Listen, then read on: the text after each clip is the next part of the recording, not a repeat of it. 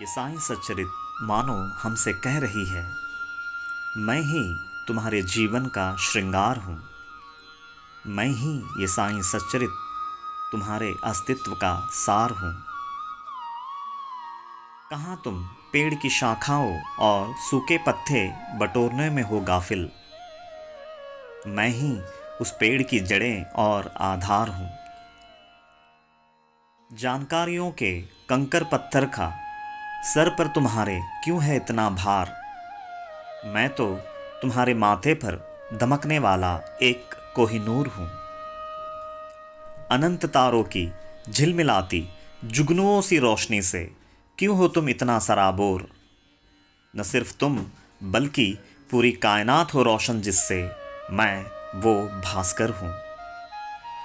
एक अदना सा कीड़ा मकोड़ा बनकर ज़मीन पर क्यों रेंग रहे हो तुम जिससे चिदाकाश की आसमानों की उड़ान भर सको। मैं वो पंख वो परवाज़ हूँ।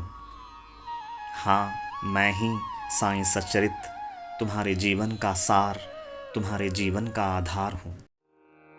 ओम श्री साईनाथाय नमः।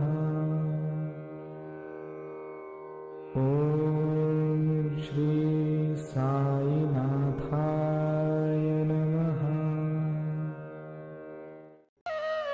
ये कोई मामूली किताब नहीं, नसीहत है नूरानी। उन्हीं की आत्मकथा, उन्हीं की जुबानी। ओम साई राम। ओम साई राम। आज हम एक अलग और काफ़ी संवेदनशील विषय पर रोशनी डालेंगे। दोस्तों, श्री साईं बाबा जैसे समर्थ सद्गुरु हो या अक्कलकोट निवासी श्री स्वामी समर्थ महाराज या फिर शेगांव निवासी श्री गजानन महाराज, ये सभी चिलम पिया करते थे। बाबा जैसे सद्गुरु चिलम पीते थे, इस बात पर कई नास्तिक लोग विवाद खड़ा करते हैं।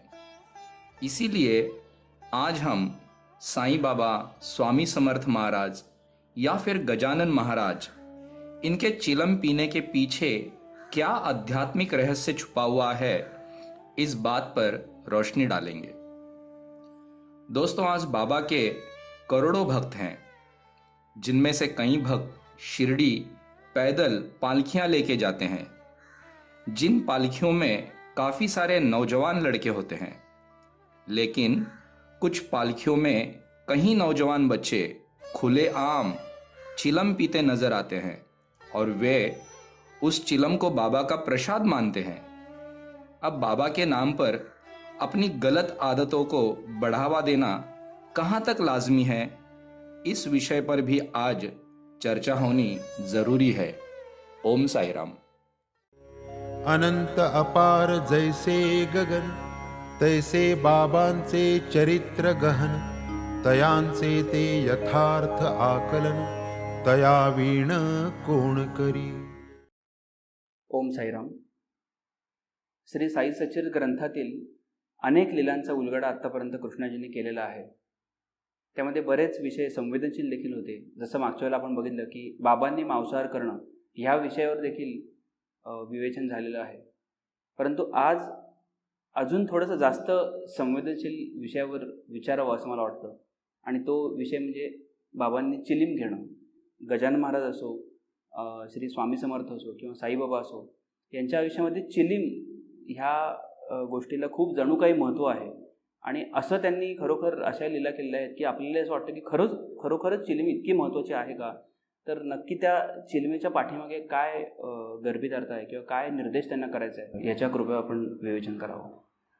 चिलिम फिर एक बार बहुत ही संवेदनशील सेंसिटिव टॉपिक है। चरित्र में चिलिम को लेकर के एक वचन आता है, जहाँ पे चरित्र कहता है कि बहुधा ती निर्ध्रुम नसे, मतलब एक पल के लिए भी वो बुझी हुई नहीं होती थी। 24 घंटा बाबा के हाथ में वो चिलिम जली हुई होती थी, मतलब 24 घंटा वो पीते थे जी। बहुधा ती निर्ध्रुम से ऐसा करके आता है, जैसे मानो बाबा के लिए वही अन्न और जल था। जैसा हमारे लिए अन्न और जल के बगैर हमारे प्राण टिक नहीं सकते हैं, वैसे एक महापुरुष बगैर चिलिम के नहीं रह सकता, ऐसा जान पड़ता है। जी। मतलब उसकी महानता या कह लो या फिर उसकी महत्ता इतनी बड़ी है कि वो एक पल भी बुझी हुई नहीं रहती थी, ऐसा बोला गया है। तो फिर हम समझ सकते हैं कि उसकी अहमियत क्या है। मतलब तमाखूचे फार प्रेम, ओढीत विडी अथवा चिलीम, त्या चिलिमीची सेवा ही निस्सीम, बहुधा निर्ध्रुम नसेती। मैं है ना इस चिलिम पे आने से पहले अगर चिलिम का इतिहास हम देखेंगे तो शिवजी के समय से इसका वर्णन जो है वो पुराणों में आया है। शिव महापुराण से लेकर के कई पुराणों में आया है। इसका इतिहास इतना पुराना है। तो उसको शांभवी, ओमपत्ती ऐसे अलग अलग नामों से विभूषित किया गया है। आज के ज़माने में लोग उसको गांजा भी बोलते हैं। मतलब इस टॉपिक पे आने से पहले मैं है ना थोड़ा सा इसको अगर हम ओपन करना चाहेंगे तो शिवजी का ही जीवन को हमको थोड़ा सा बेहतर समझना होगा। और शिवजी को समझने के लिए शास्त्रों में जो कुंडलिनी शक्ति बोला गया है उसको समझना होगा, तो हम शिवजी तक पहुंच सकेंगे। कुंडलिनी शक्ति के बारे में ऐसा बोला गया है कि वो हर इंसान में मूलाधार चक्र के पास 3.5 वेटोड़े मतलब राउंड्स डाल करके अधोमुखी वो सुषुप्त अवस्था में जैसे मरी हुई है ऐसी सोई रहती है तो हर इंसान में वो शक्ति, लेकिन मरी हुई सी, जैसे मानो जान ही नहीं है उसमें, होने के बावजूद ना के बराबर वो 3.5 राउंड्स डाल करके सर नीचे रख करके वो पड़ी हुई रहती है, सुषुप्त चेतनालेस बोल सकते हैं उसको। लेकिन कहते हैं वही शक्ति अगर किसी बंदे में ईमान जागा, वो अपने ईमान से अपने मन पे काबू करने का प्रयास जैसे ही उसने शुरू किया कि वो अंदरूनी शक्ति जाग जाती है। तो सही मायने में कुंडलिनी शक्ति जागृत होती है इंसान के स्ट्रगल से। अपनी बुद्धि को प्रखर करके जब इंसान अपने मन पे काबू पाने की भरसक प्रयास करता है, पुरुषार्थ दिखाता है, वो पुरुषार्थ में वो कुंडलिनी शक्ति जो मरियल सा पड़ी थी वो जाग जाती है। अच्छा, जागने के बाद वो करती क्या है? कहा गया है कि वो जन्मों से भूखी रहती है वो कुंडलिनी शक्ति। उसको खाना चाहिए तो वो हमारे शरीर के अंदर का सप्त धातुओं को खाना शुरू कर देती है। मांस, मज्जा, रक्त, हर तरह का सप्त धातु जिसको कहते हैं हम, एक तरह से जीते जी इंसान को मारना शुरू कर देती है। लेकिन फिर भी इंसान उससे घबराए बिना जैसे ही अपनी साधनाएं आगे लेता जाता है, उतना उतना वो कुंडलिनी शक्ति वो इंसान को अंदर से खाक करते हुए, खाते हुए ऊपर ऊपर ऊपर ऊपर बढ़ते बढ़ते बढ़ते जाती हैं वो।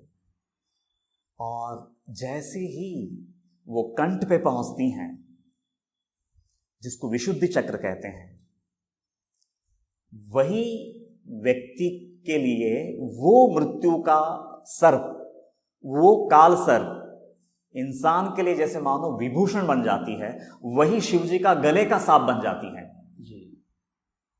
वो मृत्यु को जैसे मानो शिवजी ही निकल गए और अब वो मृत्यु उनका गले का भूषण बन चुकी है।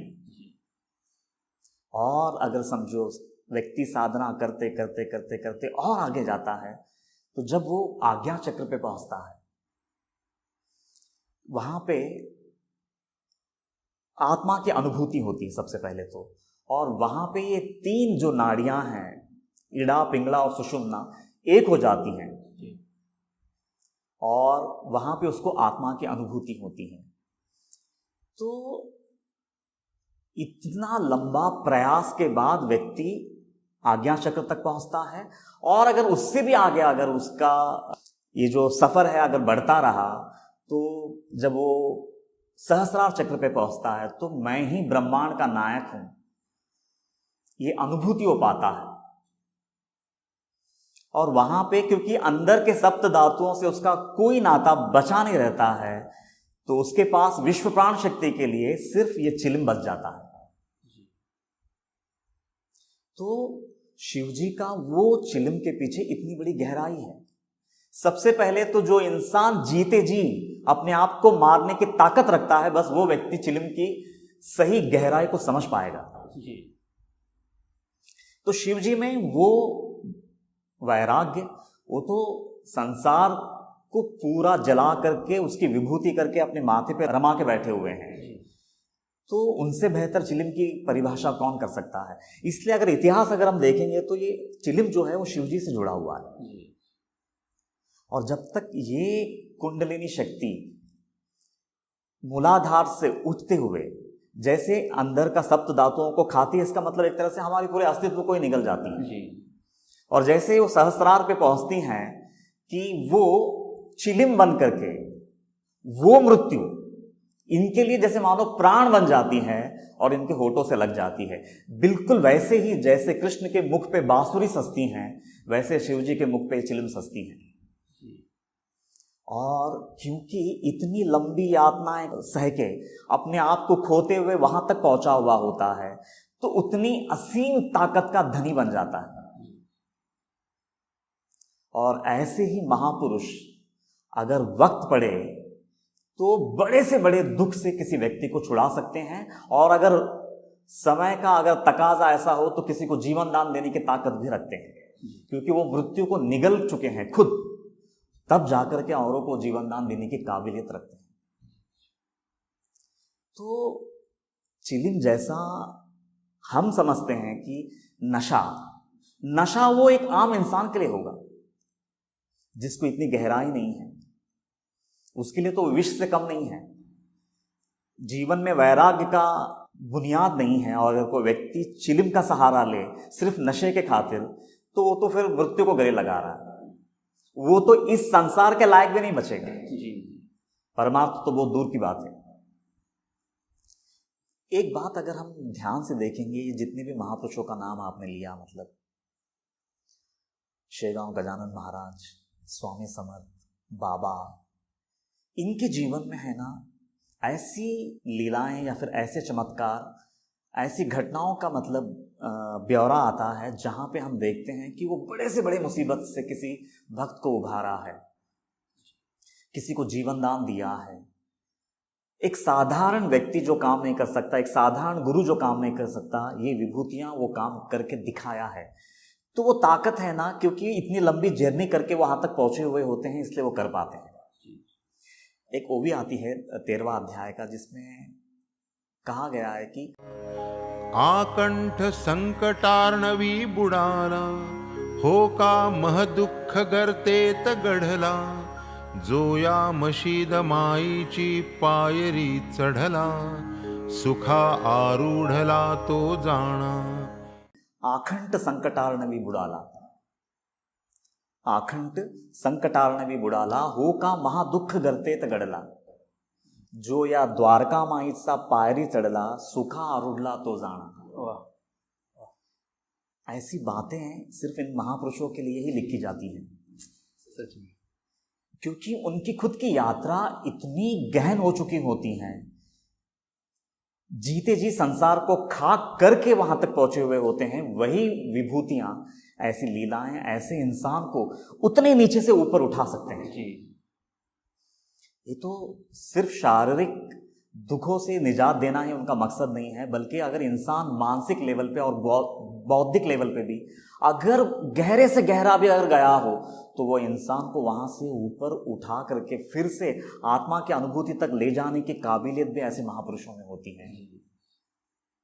तो वो चिलिम जो है ना, ये सब बताता है।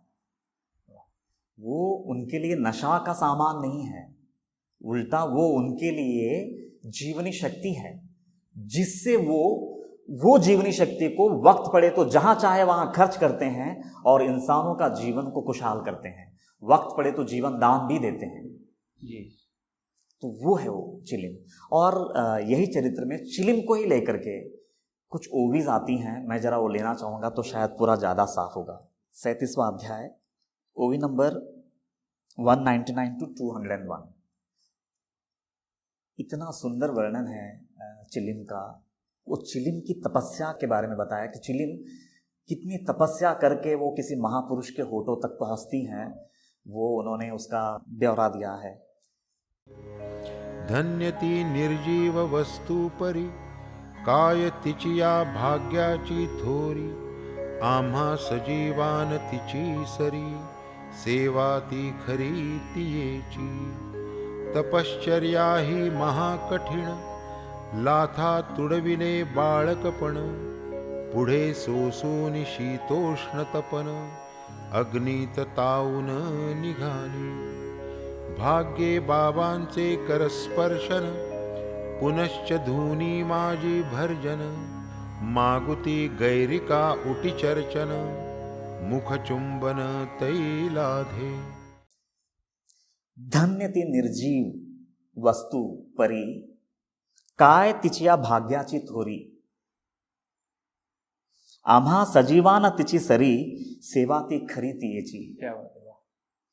तपश्चर्या ही महाकठीण, लाथा तुडविले बालकपण, पुढे सोसोनी शीतोष्ण तपन, अग्नीत तावून निघाली।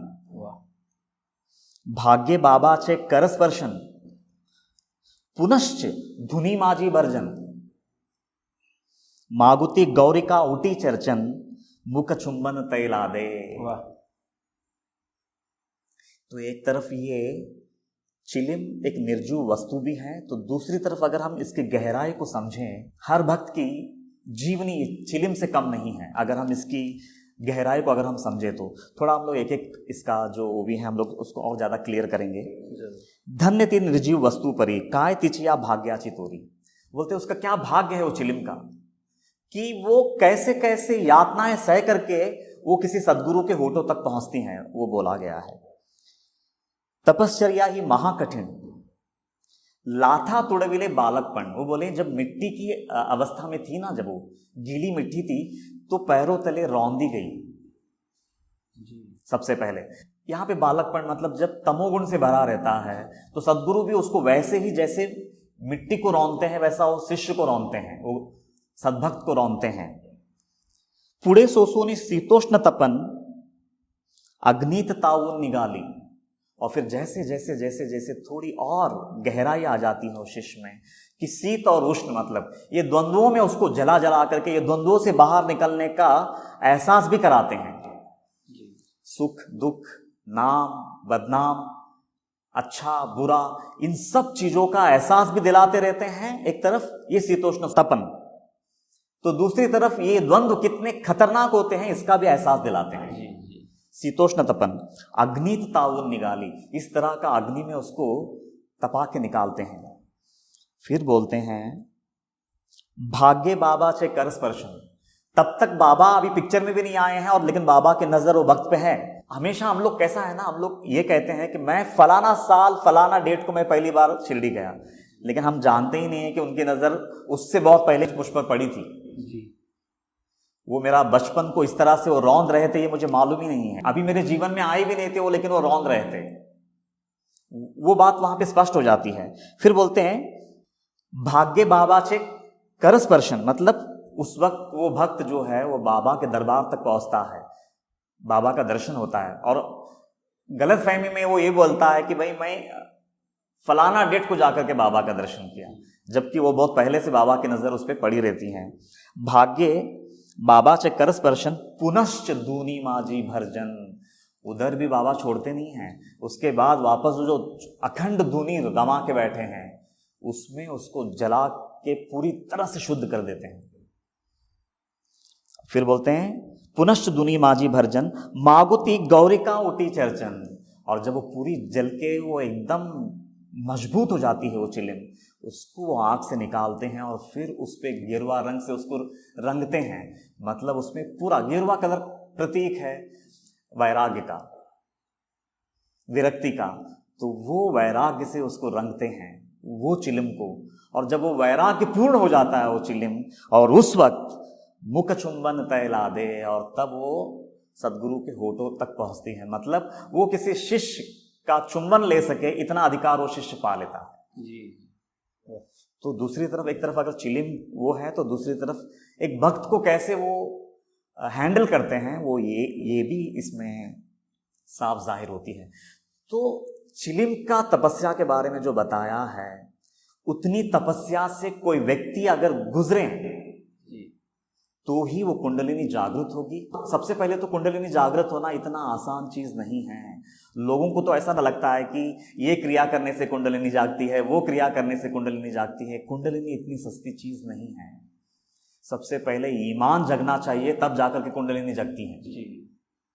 ईमान अगर जग जाए, सच्चाई का एहसास होने लगे और विवेक एकदम प्रदीप्त हो जाए, और वो विवेक का खड्ग लेकर के अगर अपने ही अज्ञान पे हम पल पल प्रहार करने लगे, तो उस वक्त जगती है वो। एक तरह से देखा गया तो प्रहार उसके ही सर पे पड़ता है, जो सुषुप्त पड़ी रहती है वो जाग जाती है। लेकिन वो जागने के बाद भी शांत नहीं रहती है, वो हमारे अंदर का पूरा सप्त धातु को खाने लगती है। लेकिन जिस दिन वो पूरा खा चुकी होती हैं, उसके बाद ऐसा, मतलब ज्ञानेश्वरी का 6वां अध्याय में एक वर्णन आता है कि वो उस वक्त एक गरल अपने मुख से निकालती हैं। बस वही वो व्यक्ति के लिए, आत्मा के लिए संजीवनी बन जाती है। और फिर वो जब उस अवस्था पे वो भक्त पहुंच जाता है, तो ये मृत्यु रूपी जो सर्प था, वही वो व्यक्ति के लिए संजीवनी बन जाती है, और वही आगे बढ़ करके चिलिम बन जाता है। तो इतना गहरा है ऐसा मैं समजता हूँ, मतलब चिलिम। कृष्णाजी, आपण चिलिम आणि साधकाचा प्रवास किंवा चिलिम आणि कुंडलिनी शक्तीचा प्रवास हा सांगितला, हा तर खूपच उत्तम आहेच.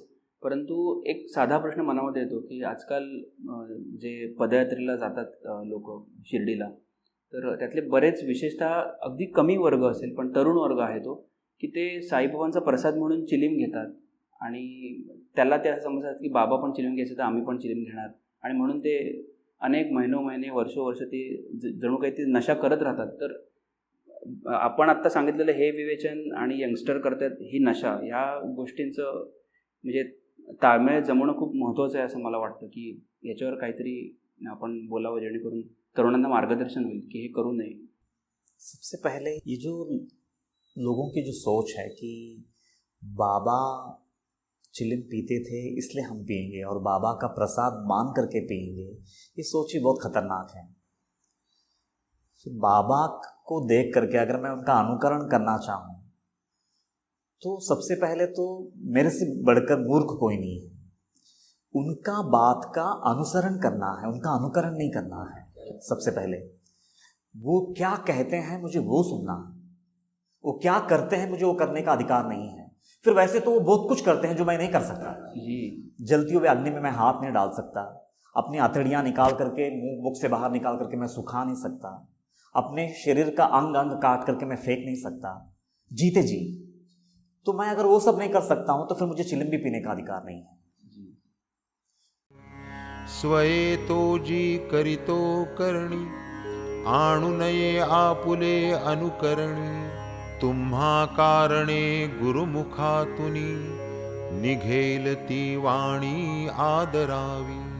ये सोच कि बाबा करते थे इसलिए हम करेंगे, या फिर हमारे नशे को मतलब बढ़ावा देने के लिए नहीं, बाबा का प्रसाद मान के हम पीते हैं, तो ये प्रसाद नहीं है, ये विष है. जी, क्या बात. मैं तो कहता हूं कि एक वक्त में है ना, विष फिर भी शायद चल जाएगा, क्योंकि मैं पीते ही मैं कम से कम वो शरीर को छोड़ के चला जाऊंगा. लेकिन ये नशा ऐसा है जो मेरे शरीर को मारने से पहले मेरे बुद्धि को मारती है, वो जहां मेरा विवेक ही काम करना बंद हो जाता है. जैसा भगवद गीता का वचन है, बुद्धि नाशो प्रणश्यति, तो फिर तो ये प्रणश्यति है, बुद्धि का ही सर्वनाश कर देता है वो. तो आने वाले कई जन्मों को बिगाड़ देता है ये नशा. उनके लिए तो नशा ही है. अगर बाबा के लिए ये अमृत है तो हम जैसे साधारण लोगों के लिए नशा है. तो सबसे पहले इसका फर्क जानते हुए अगर हम इस बात को समझेंगे, जो लोग सच में अगर मन की कमजोरी के तहत अगर ले भी रहे हैं, तो मेरी उन सब से मतलब हाथ जोड़कर प्रार्थना है कि प्लीज इस विष से जितना जल्दी हो सके उतना जल्दी आप दूर हो जाएंगे. बस मैं इतना ही कह सकता हूँ. कृष्णाजी, खूप ज्ञानपूर्ण विवेचन झालं असं वाटतं. आज कृष्णांचं विवेचन ऐकलं लक्षात आलं की बाबा चिलीम घेताना नक्की कशाचा निर्देश करत असतात. खरोखर सामान्य माणसासाठी चिलीम म्हणजे नशा आहे, पण बाबांसारखे जे सद्गुरू आहेत त्यांच्यासाठी चिलीम म्हणजे शान आहे, म्हणजे अगदी नशेच्या बरोबर विरुद्ध. सामान्य माणूस जेव्हा नशा करत असतो त्यावेळेला तो स्वतः मृत्यूच्या छायेत असतो, परंतु बाबांसारखे संत सत्पुरुष, बाबांसारखे सद्गुरू ज्यावेळेला चिलीम हातात घेतात त्यावेळेला ते मृत्यूला आपल्या छायेत ठेवतात आणि संपूर्ण ब्रह्मांडाचं कार्य चालवतात. जणू आपल्याला असं संदेश देतात की नशा करून स्वतःला जाळण्यापेक्षा भक्ती कर, माझ्या सेवेमध्ये स्वतःचा अहंकार जाळ, म्हणजे कधीतरी मी तुला लवकर उचलून माझ्या ओठांनी तुझं चुंबन करेन आणि तुझी पुढची प्रगती मी साधेन. तर लोकमान्यांचा कित्ता गिरवावा, पण अडकित्ता गिरवू नये. पण लोक अडकित्ता गिरवतात, कित्ता गिरवत नाहीत. आपण एवढीच प्रार्थना करूया की लवकरात लवकर बाबांची चिलीम आपण कधी होऊ ह्याच्यासाठी प्रयत्न करू, ह्याच्यासाठी प्रार्थना करू. खूप सुंदर कृष्ण. इस लीला का सार. संसार के करभभूत जिसने जिस्म पर है भस्म रमाया, जिस मृत्यु से जग डरे उसी काल सर्प को जिसने गले का हार है बनाया, वही मृत्युंजय कभी कान्हा बन बंसी से सारे जग को है भरमाया, तो वही कान्हा अब साईं बन चिलम से अपने भक्तों को है रिझाया. जग के कातिर विष का प्याला जो पी सकें, वही विष अमृत बन चिलम से है बहती. इस जहां में हर चीज हर शख्स के लिए नहीं होती, किसी के लिए जन्नत तो वही किसी के लिए दोजख है होती. कोई मुर्शिद या सद्गुरु के कदमों के निशान पर चलना होता है, उनका लिबास ओढ़कर दर दर भटकना नहीं होता. खुद ही को मिटाए बिन जैसे खुदा का हर बंदा खुदा नहीं होता, वैसे ही हर चिलमबाज कोई पीर पैगंबर नहीं होता. एक कश में संसार का सारा तमस और हवस खींच लेते हो और हमें पाकियत और रूहानियत के धुएं में नहलाते हो. मिठने की मिठास ही जिस यात्रा की पहचान है, उस उल्टी गंगा का नाम ही ये पावन चिलम है.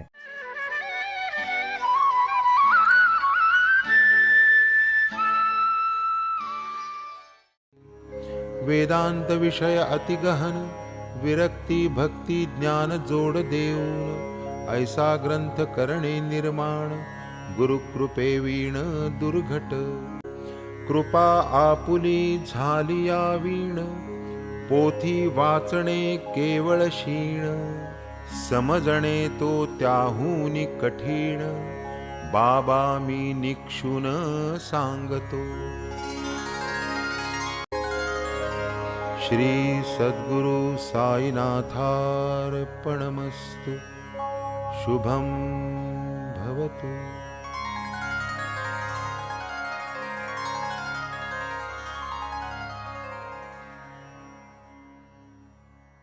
श्री सच्चिदानंद सद्गुरु साईनाथ महाराज